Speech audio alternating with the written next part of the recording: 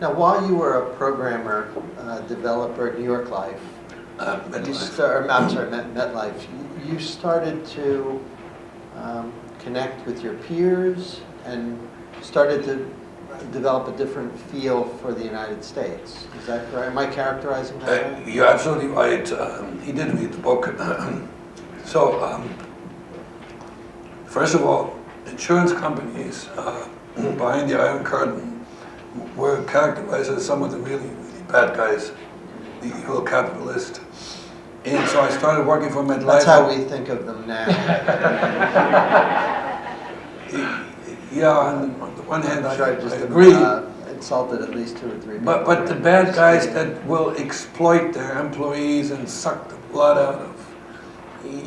I know where you're going with this. No, but not like that. But so I started at MetLife, which was at the time mutual and very, very paternalistic. And it felt almost like back home. Back home was socialism, communism, cradle to grave. They take care of you if you play.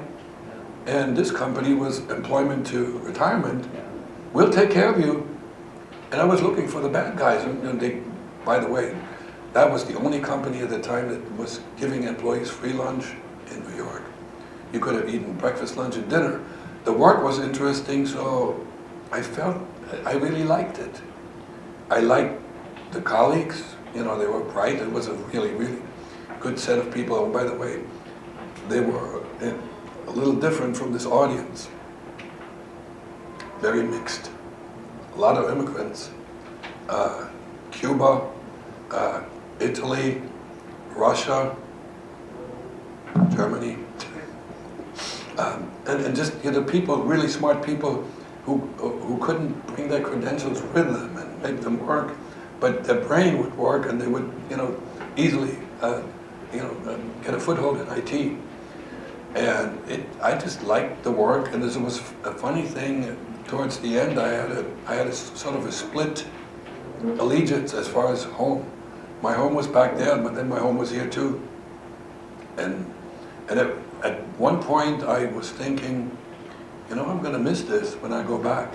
There was no doubt in my mind it was going back, but I'm going to miss this.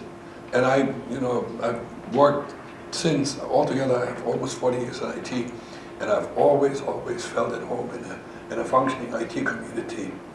Not so much amongst the IT executives, but the people who do the real work. You know, the people who are in the trenches, such as somebody who, you know, invents like crazy stuff that that I don't understand, but I appreciate it.